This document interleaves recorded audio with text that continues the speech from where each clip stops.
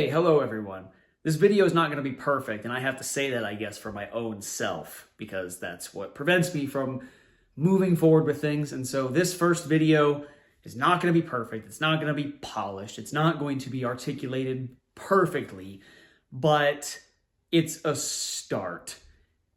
And to get into talking about Mission Grimm, I think it'll be easier for me to get into the apprehensions I've had for not only making this video, but for launching the project in the first place.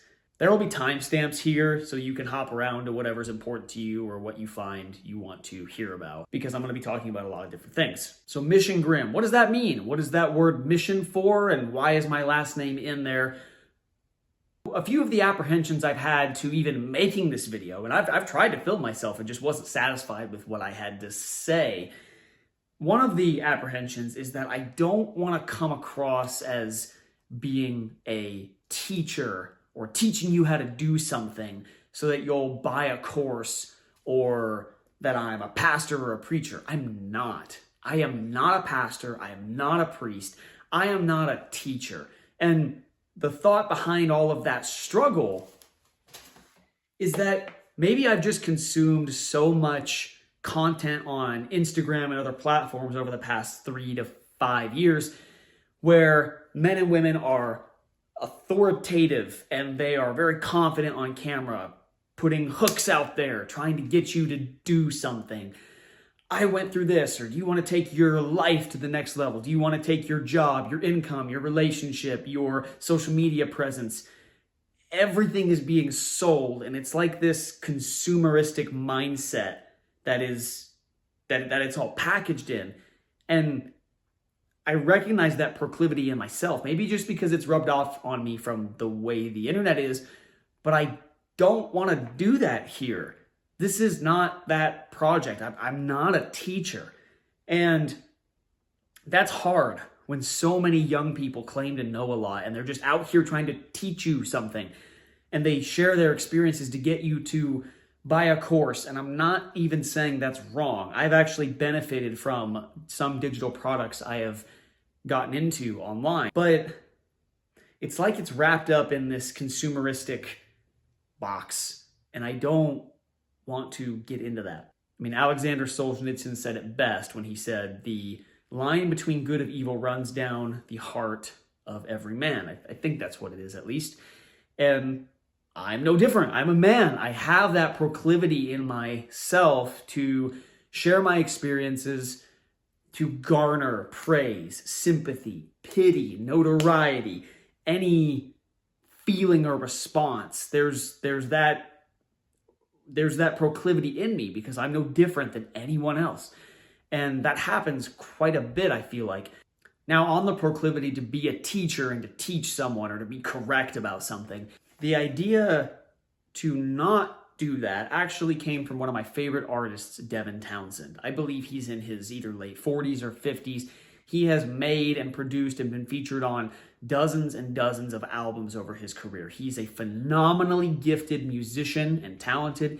He is one of the best artists on the earth today. That's my personal opinion. I respect his musical prowess and creativity to the utmost degree. He is insane. He is insane. When you talk about someone like that, you can really only use crude language like insane, or he's awesome, or he's amazing, because there's really no other words to describe what he does. But in his latest album, Power Nerd, on the commentary version, he talks about the experiences that he was dealing with while making that album. And just kind of an overview of his life. He's been married for a long time. He has a son. He's made so much music, and he is a professional. He's incredible. He has a lot to teach the world and a lot to teach aspiring musicians.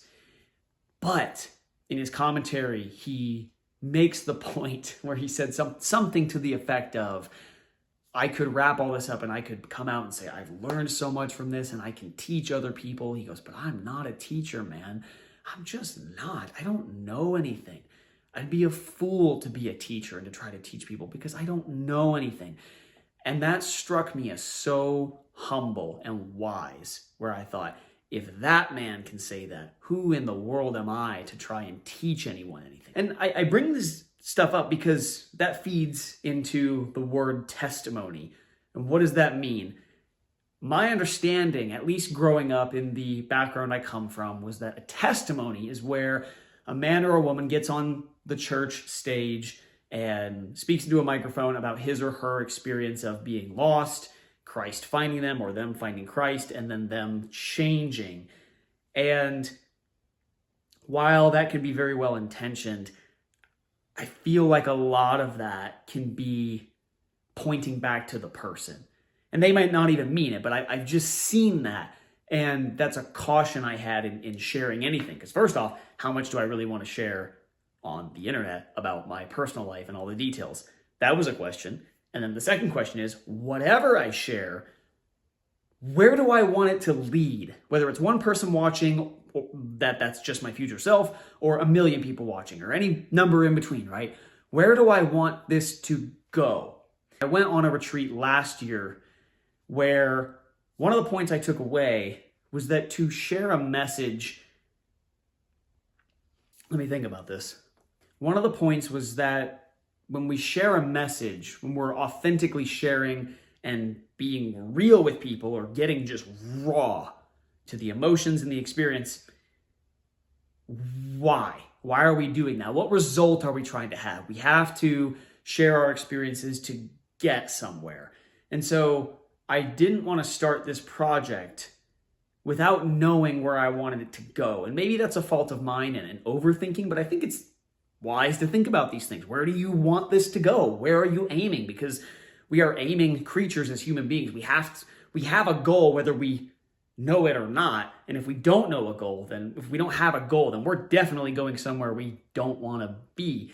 And I didn't want that to be a problem for this project. So I have to pick an end point, or at least a destination. And what I hope this does is that sharing my experiences and my testimony, if you will, I hope and I pray that it doesn't all just point back to me. Because in Orthodox Christianity, I've heard it phrased like the importance of things in this world, or sharing things, is where is it pointing to? So maybe the good things in other sects of Christianity and the, let's say, the emotional experience that people can have with Christ in the West through worship, where musicians are on stage with guitars and drums, where does that point to? Does it point towards Christ, or does it point more towards human emotion? That's an interesting question. And that's why the Orthodox Church has her beliefs about worship and the style of worship and the experience of God. How do we experience God? So that's a thought in my mind. Where do I want all these experiences to point? And I hope and I pray that it doesn't point back to me, that it's not this self-referential project, even though my name is in the project. Now, how does that work? Well, here's how I see it working.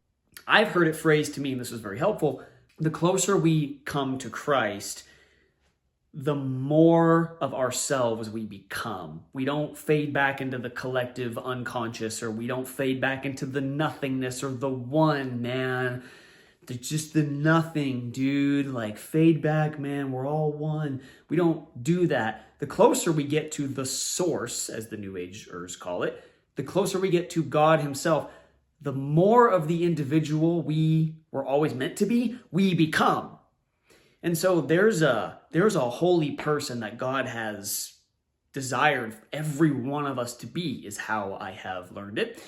And I hope that as I try to work out my salvation with fear and trembling, with the gifts I was given in music, I hope that I become more of the person that I was always called to. And that in that process, through my imperfect hands, through my weakness, that it points other people, including myself, to God himself. That's my hope with this project. That is really the mission, is working out my own salvation. And hopefully it helps people along the way. But I can't hide.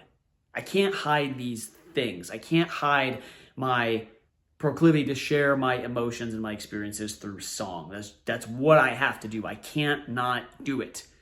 In my view, that would be taking a talent, even though I'm not a great musician, it would be giving the little tiny talent God gave me and sticking it in the ground, where maybe he gave John Bon Jovi 5 talents and Neil Peart and all these amazing rock and metal musicians and musicians in every genre. Maybe he gave them 20 talents and they multiplied them. Well, for me, even though he gave me this little nugget, I'd be sticking it in the ground and doing nothing with it if I didn't do something with it. So I'm trying to do something with it. Another way I'm thinking about this is through the parable of the talents. I'm sure it has other names, but this is a parable that Christ taught in the New Testament, where a master, before going away, gives each of his servants a different amount of money. And to the first one, he gives 10, I believe. The second one, he gives 5. And the third one, he gives 1, I believe. 1 unit or 1 talent, 1 coin. And master goes off, he comes back, and he expects a return on his investment. And the first servant who received 10 said, "Look, master, I went out and I did more with this, and now I'm giving you 20. I doubled it." And he says, "Well done." Second servant, same thing. "Master, I did with this according to what I could, and I doubled it as well. Here's 10 back." And the master says, "Well done." And the third one says something to the effect of, "Master, I know that you're a harsh man, and I know that I could lose your money and I could have messed it up. So to be safe, I stuck it in the ground and didn't do anything with it. But look, it's safe. See? Here you go." And the master calls the servant wicked. "So shall it be in the kingdom of God," or something like that. Okay, I got some of that wrong. More specifically, "For the kingdom of heaven is like a man traveling to a far country who called his own servants and delivered his goods to them. So the master gave 5 talents to one, 2 to another, and then 1 talent to the third servant. Then he who had received the 5 talents went and traded with them and made another 5. And likewise, he who received 2 gained 2 more also. But he who had received 1 went and dug in the ground and hid his Lord's money. After a long time, the Lord of those servants came and settled accounts with them. So he who had received 5 talents came and brought 5 other talents, saying, 'Lord, you delivered to me 5 talents. Look, I have gained 5 more talents besides them.' His Lord said to him, 'Well done, good and faithful servant. You were faithful over a few things. I will make you ruler over many things. Enter into the joy of your Lord.' He also who had received 2 talents came and said, 'Lord, you delivered to me 2 talents. Look, I have gained 2 more talents besides them.' His Lord said to him, 'Well done, good and faithful servant. You have been faithful over a few things. I will make you ruler over many things. Enter into the joy of your Lord.' Then he who had received the 1 talent came to him and said, 'Lord, I knew you to be a hard man, reaping where you have not sown, and gathering where you have not scattered seed. And I was afraid, and went and hid your talent in the ground. Look, there you have what is yours.'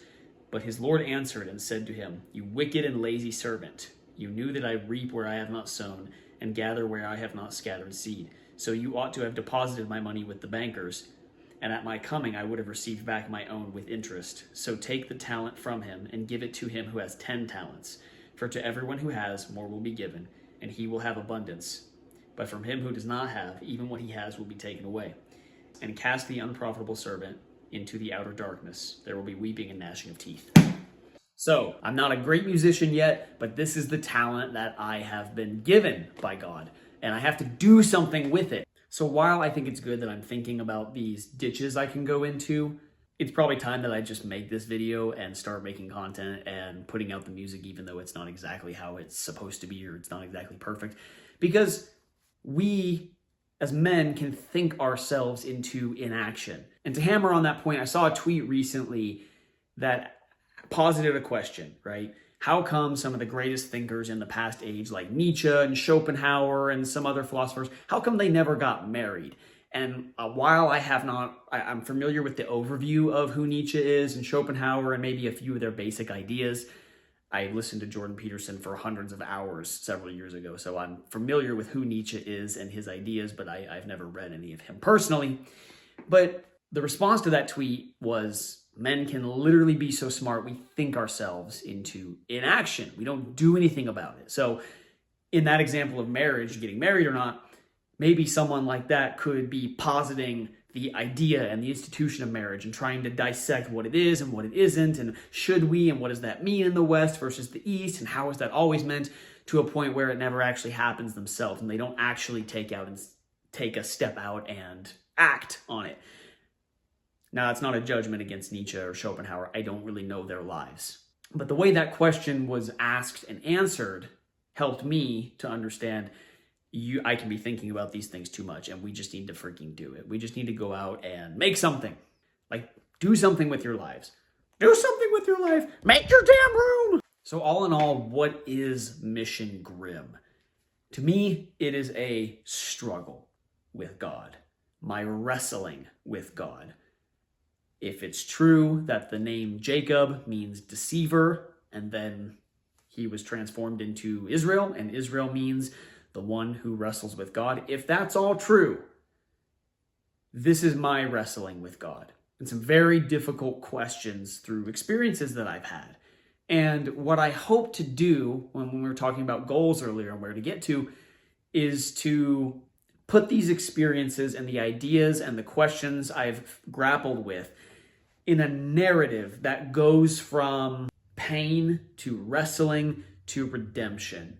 I've seen that happen in my life, and I can't be the only one who has these questions. I can't be the only one who has struggled with these things and these ideas. It's not about emotions. It's about a narrative that shows that God is in the presence of our struggles, that the suffering we go through, even though we don't understand it, is tied together and happening at the same time as Christ's suffering on the cross, and that he is in the darkness with us. This is what happened in my life, and I'm an artist, and I have to express that because I'm an artist, man. And wrapping that into a narrative structure of death, rebirth, and that cycle that keeps happening in our lives as an experience of God's mercy to us, giving me, giving you, giving us an opportunity before it's too late to turn to him and say, okay, who are you? Who are you really? To turn to him completely. When I was younger and I was in high school, even junior high, and I felt like I didn't fit in, I felt like I didn't have any friends, I felt like I was alone. That's, in my experience, one of the main tricks of the evil one, is to try and get men and women by themselves and into thought prisons of, I'm the only one who's faced this, no one understands, I'm alone. That's not true, but it's an easy trap to fall into. So when I was in high school, music, and this is said a lot, this is said so many times by so many young people, music is my escape, metal is my escape, and that's what it was for me. I had an inkling and a desire towards heavy music starting in junior high roundabout, and it progressed through high school and to this day. But in being that escape, when the artists that I really liked, when they talked about feeling alone and overcoming challenges and being bullied or any of these sorts of things, I don't know exactly what I'm trying to say, but there's this sense of unity you can have when you feel alone and you're listening to artists talk about how they feel alone. It's very comforting, and it feels like you're in an ocean and you're underwater and your hand is reaching above the water and another hand grabs yours. That's how music can feel. For me, it has, and for many people. But while that can be a good thing, I think if you take that to its natural conclusion, it doesn't lead anywhere good, fully. It doesn't lead to the fullness of healing. The only place that can be found is Christ. I fully believe that, and I've experienced that, where as good as listening to metal music and artists that you can relate to feels, it has to point somewhere ultimate, or else it doesn't serve a full purpose. And I know that can upset and offend some people. I'm not meaning to say that music is unhelpful completely at all. I have to be around music. That's just the way I am. I have to listen to good music. But that's why I'm trying to be careful about what I'm doing with this project. And we'll see how it goes. So I appreciate your support. Thank you. So to get into some of those experiences, let's talk about how Mission Grimm started and when it started. Mission Grimm started here. I was at a point in my life where everything that was important to me was stripped away. And the pillars that held up me as a person with identity and things that were important and held weight, all the pillars fell. And I was at a point where I lost a lot of weight. And I don't have much to begin with, but I lost a lot of weight. I felt frail. I felt weak. I couldn't eat. I couldn't sleep. And I wasn't homeless, thank God, but I was running low on money. It seemed like everything was falling apart. I scraped together $100 or however much a photo shoot cost, and I grabbed a local photographer and had them come out and take pictures of me like this in my jean jackets, and wow, look at me. That's where it started. That's where the name Mission Grimm comes from. At that time in my life, I was grappling with the question of, if all these important things have been pulled away from me, what am I here to do? I thought I was going to here, but that didn't happen. For years before that, I've had big, audacious aspirations and goals, intentions. I've had, what's the word I'm looking for here? I've had incredibly ambitious goals. I've moved across the world. I've done these things, and I'm not saying I was ever anyone of importance or anything, but at least for me, I tried to achieve my goals. I tried to go here and that didn't work out. I tried to do this and that didn't work out. But every time I picked myself back up and scraped together some other self-willed plan to get somewhere. And this was the point, I personally believe, where God let everything in my life fall away. And that opened me up to some real questions of, okay, maybe I need to take a time out here. Who am I? Who are you? Where am I really going? I actually don't know where to go from here. And I think that's very relatable. I think I'm not special in that regard. We've all had times like that, and they are very real. They're very painful. And that word mission, we see it everywhere now. Every company, whether it's a small company that's like a mom and pop flower shop or something, or a large multinational conglomerate, they all have a mission statement. Every military has a mission. They conduct missions. We see that word all the time. At least I feel like we do. What does that really mean? If we just use a simple definition as mission, what you're trying to accomplish, where you're trying to go. That begs the question for many of us, when we get to a place that gives us pause, what is my mission? What am I really here to do? And thank God when we get to a place like that. Thank God. What am I here to do? Now, Grimm, that's just my last name, and that's really all the thought there was to that. I like my last name, and so I wanted to incorporate that into whatever new band name I put together. But stepping back for a minute, the reason I had to come up with a new project name was because I had an old project name named Grimmreaper. Play on my last name, Grimmreaper. Pretty easy, right? It's metal, Grimmreaper, kind of a one hand in hand, they fall together easy. I had made this album, The Tragedy of Being, and released it back in 2021 when I was obsessed with the idea of archetypes and Jungian psychology through learning all of this by the famous Jordan Peterson.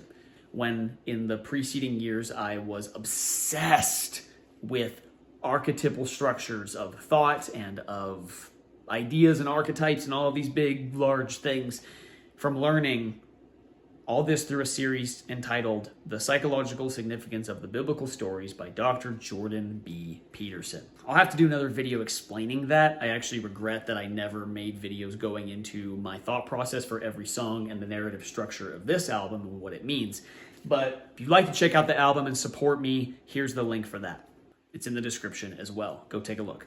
Specifically about the name Grimmreaper, I didn't want to feel pigeonholed into creating a certain genre of music. I feel like that name Grimmreaper has a connotation where the band should be producing something very heavy. Also, it was a name from an old 80s band, Grimmreaper, G-R-I-M space Reaper. Totally different music, very different sound. And I wasn't trying to steal the name or anything. That's my last name, and I was called Grimmreaper forever growing up. It was an easy thing. Those are the couple reasons I wanted to get away from that, and I didn't want to use the dark imagery I had associated with that old project. I wanted something new. I wanted something that I wanted to make a project that, with the name at least, gave me freedom to make whatever genre or subgenre of metal or other genres that I felt I could express myself in. And I feel like Mission Grimm gives me that opportunity. What do you think of when you hear the name Mission Grimm?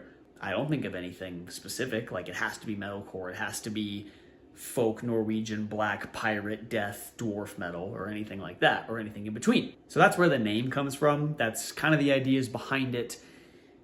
What's next?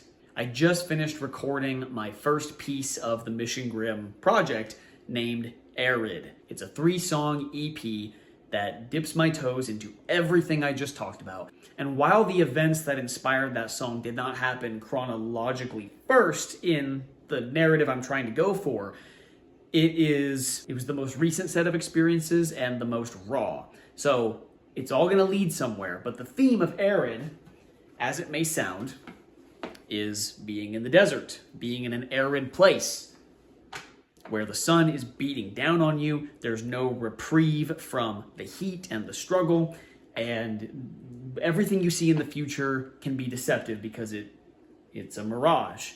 You don't really know where you're going. It's just endless sand, and no matter what you do, you can't find your way. You don't really know where you're walking. It's hot.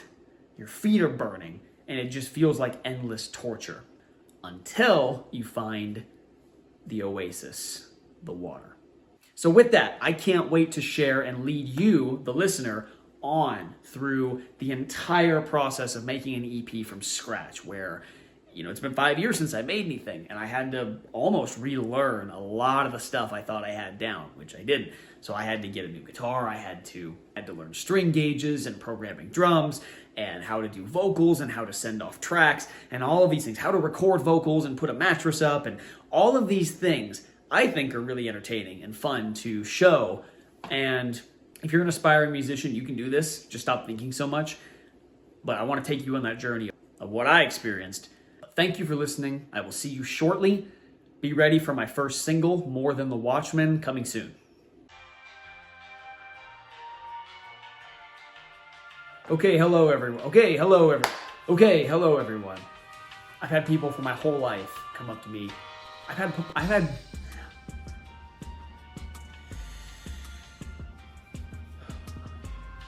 I'm a lot more nervous on camera than I thought I would be. So I've been to several different I've been to many different, the truth himself, that truth we believe in the Orthodox Church is not the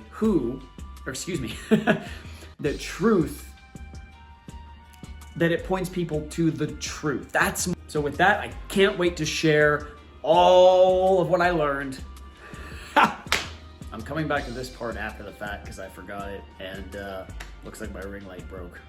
I guess I'll never be TikTok famous dancing with my yacht.